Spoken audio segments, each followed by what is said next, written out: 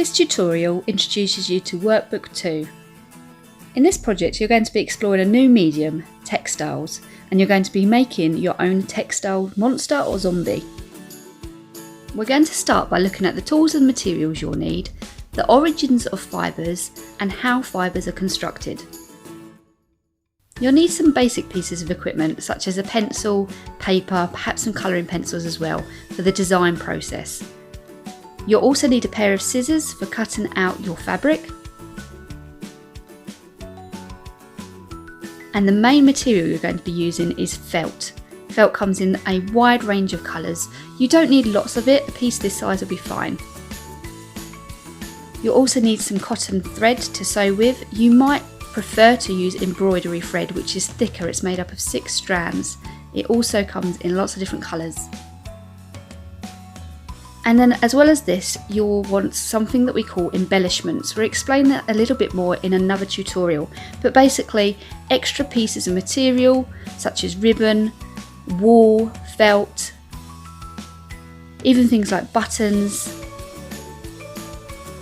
And these don't have to be purchased in large quantities. It might be that you have some spare buttons laying around. Other things like beads and sequins might be quite nice to include as well. And even old zips. You don't have to have all of these are just some suggestions for embellishments. So anything that you associate with fabrics that can be sewn onto your item, these will be used to add extra detail. You'll also need dressmaking pins and a needle to sew with. If you want to have a go at making your own felt from scratch, you'll need a piece of bubble wrap like this. You'll also need a hand towel. And then you'll need roving, which are the felt fibres that are used to make felt sheet.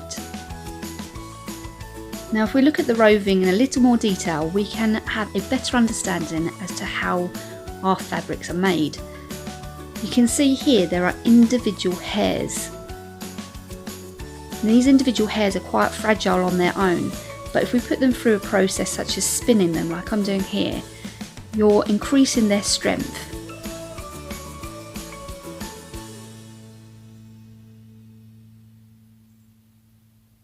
You can see here with this wool that there are individual fibres, but again they've been spun together to make a stronger material.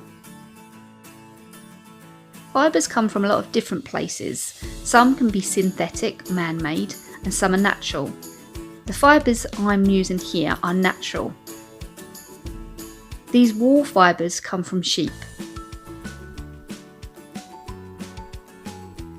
Once we've sourced the fibres and maybe dyed them like these ones here, they've been dyed a nice green colour, we then can spin them into a yarn. Once we've got a yarn, we can then construct our fabric, and there's 3 different ways of constructing our fabrics. Those are knitted, woven and felted.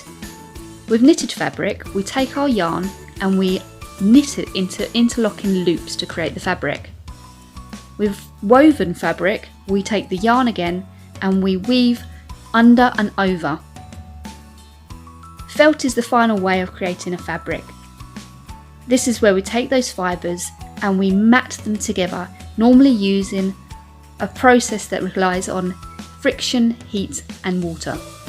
When we look at fibres under a microscope, we can see that they're hair-like structures with scales.